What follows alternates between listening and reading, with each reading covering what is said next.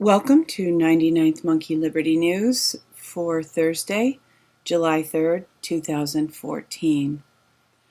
Tomorrow is July 4th, which is Independence Day for America, the day that we remember our independence, the day that we celebrate our independence. And today, instead of news, I want to take a look back through the years and consider some history. It's really only through understanding history that we will have a frame of reference, a context for the things that happen now. And I just have a few suggestions. This website is eHistory.osu.edu, and it gives a timeline which helps to frame what has happened. It helps to lend context. And this, of course, is not the end-all be-all, but you can just quickly scroll through, and this is Middle Ages. They have Ancient Middle Ages, Civil War, World War II, Vietnam War, Middle East, and this is world. This is the Middle Ages, 500 AD to 1500 AD timeline, and categories here: government, politics and war, art and culture, science and technology, religion and philosophy, daily life and health. So it doesn't contain everything, and some of the things that you think were significant you may not find here. But again, it lends context. It helps us to appreciate the kinds of rhythms of human existence. And I find things like this helpful. If nothing else, I might want to look something up. When did this happen? Or, Americans are pretty much sadly lacking in receiving the kind of world history that really can give us an understanding of the world in which we live. When I was in school, we had every other year we had American history or world history, and neither one dug very deep. World history, there might have been one small chapter on Asia, and the rest would all be European history. Now, I do to some extent appreciate that and understand that, because in some of the things that I've read, some documentaries that I've seen, England in many respects has been the center of free humanity, the center of people being self-determined, at least in the kind of recent history. Certainly with 1215, the Magna Carta, that really was a landmark. But even before that, England had a system of judging and governing that really reinforced individual liberties while enforcing common law. In deep history, the 600s, 700s, 800s, they did that pretty effectively. So I do have a respect for English history and what has been accomplished in England, but in leaving out a lot of Asian history and some of the really ancient history, which of course some is not available because the libraries at Alexandria burned more than once. But just this, I do believe it's crucial to understand some of these things. So this is Middle Ages AD 500 to 1500 AD. And while this isn't perfect, I happened to click on Civil War just out of curiosity. And they're not stating here that the Civil War was mainly about slavery. So, and I kind of did this as a test to see, how real perhaps this history is, how affected or unaffected. Because as we know, history has been written by the victors. For a kind of balance in understanding history, I have not read this book, but Don has found it very valuable in understanding the Cabal and the Illuminati and how history has been shaped and what's really gone on behind the scenes. The Unseen Hand, an introduction to the conspiratorial view of history. It is the contention of the author that the major events of the past, the wars, the depressions, and the revolutions, have been planned years in advance by an international conspiracy. So, yeah, it's called the conspiratorial view of history. But it's extremely valid, as we all know. It's completely real. Referring back for a minute to the Civil War, this is kind of the essence of what came out of that. A lot of things came out of the Civil War. When the Confederates seceded, that left Congress without a quorum. So a corporation called the United States of America was formed. It's a corporation.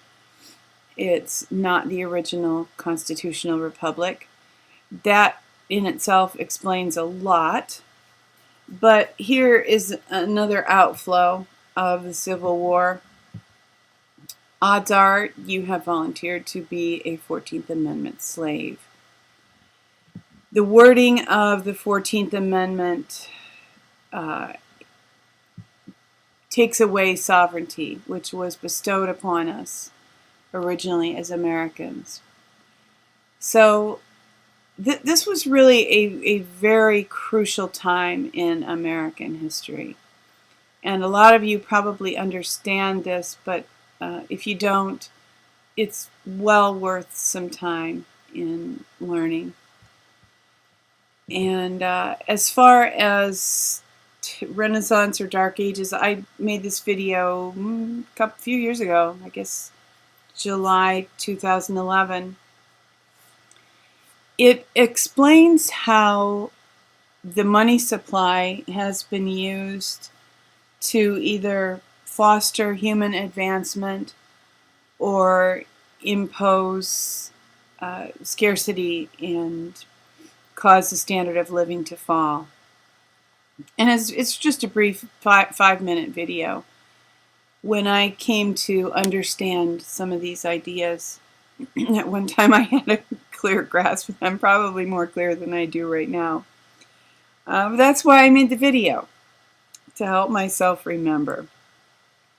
And tally sticks worked in England, helped to fuel the Renaissance. And in reading through some of these ideas, pondering on some of these concepts, in many respects, we are in a dark ages now. Money is tightly controlled.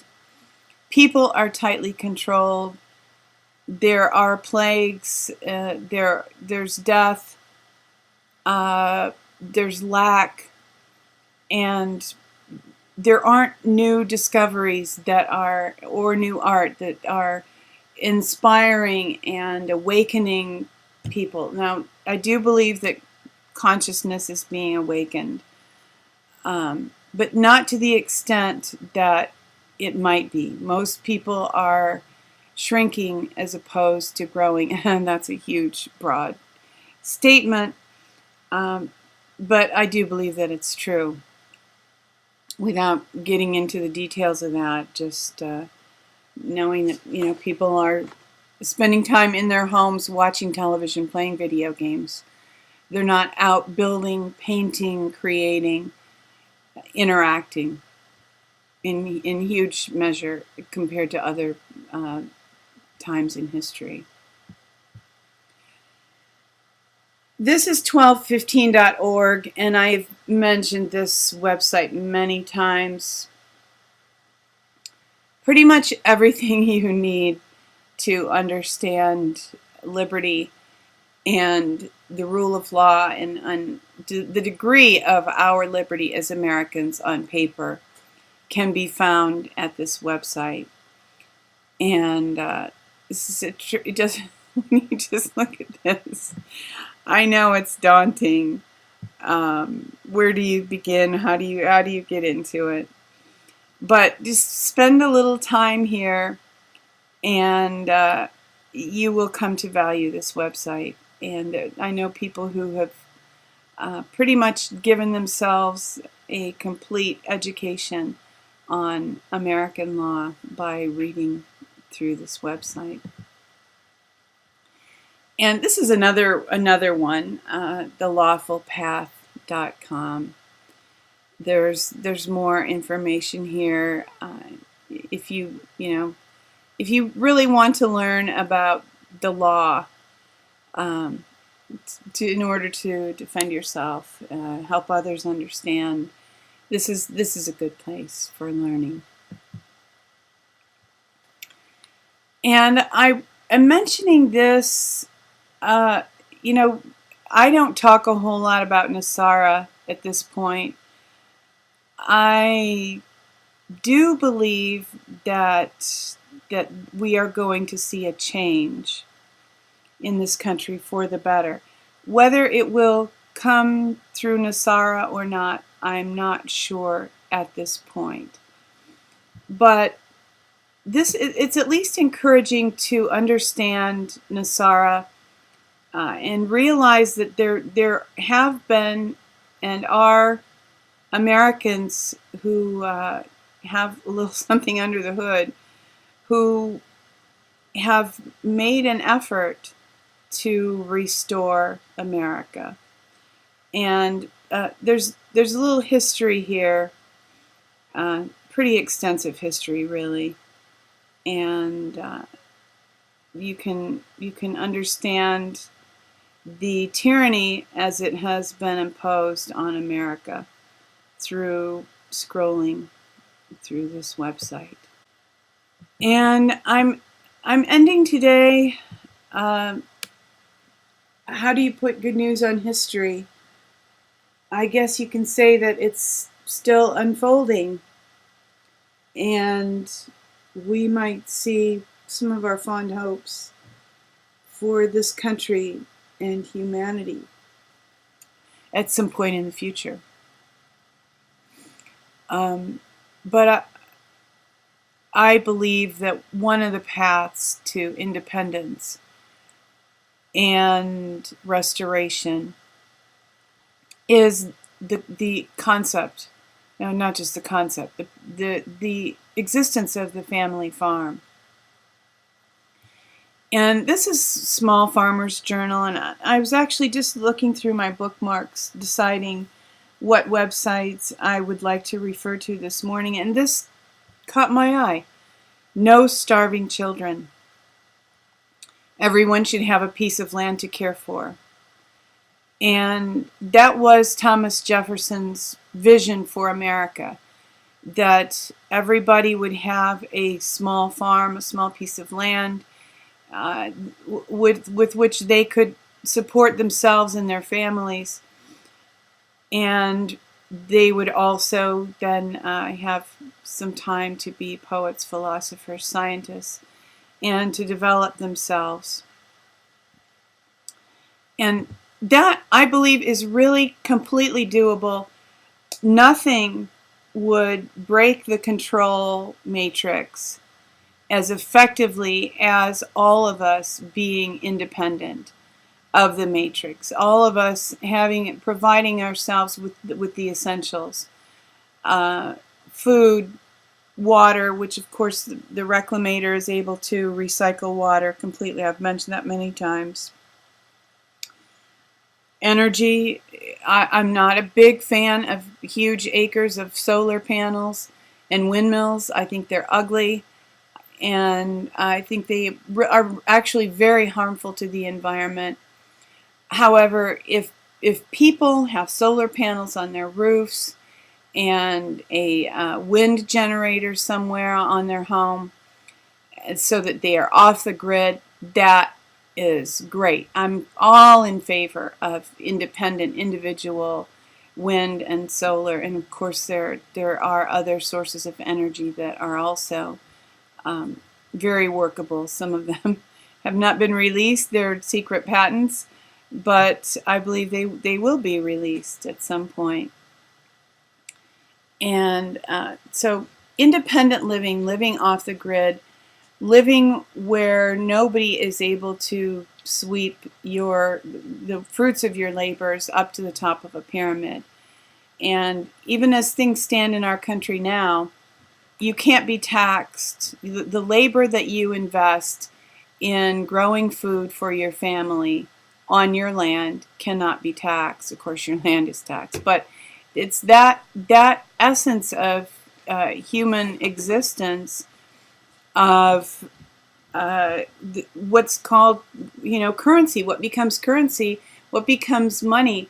What the source of that is the flow of human endeavor, and that is the true current, and that is what the social engineers and the controllers try to harness and draw away from us up to the top of the pyramid. If we work for ourselves, if we ourselves benefit directly from our labors, that breaks that system. And the way that we can do that is through providing for ourselves, growing our own food, and sure, maybe bartering, sharing with neighbors, and having an extended family.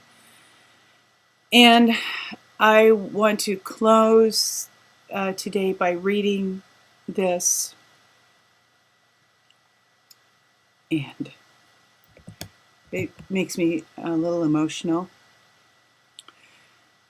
Planet Earth does not belong to corporate interests, nor to governments, nor to the fashionable collective conscience of the moment. She belongs to herself, with a delicate but critical nod to biological life, all of it. Humans have taken for themselves a temporary leasehold on the planet. Somehow that was allowed over these last 100 years to slough off to the corporate boardrooms. This is not a good thing. To earn the right to continue living on this planet, we need to find simple, direct solutions to human interaction with all other forms of biological life. We need to find ways that our time on this planet is beneficial for all. Wresting control of the land, air, and sea from corporate interests is vitally important. It can start by accepting as axiomatic that everyone should have a piece of land to care for. And by everyone, we are speaking of individual human beings. And I will just balance that with, even the earth doesn't really belong to herself. The earth is the Lord's and the fullness thereof. But certainly there is a wonder. I don't worship Gaia, but there is a wonder and an awe in creation. And the Bible tells us that creation speaks of the glory of God.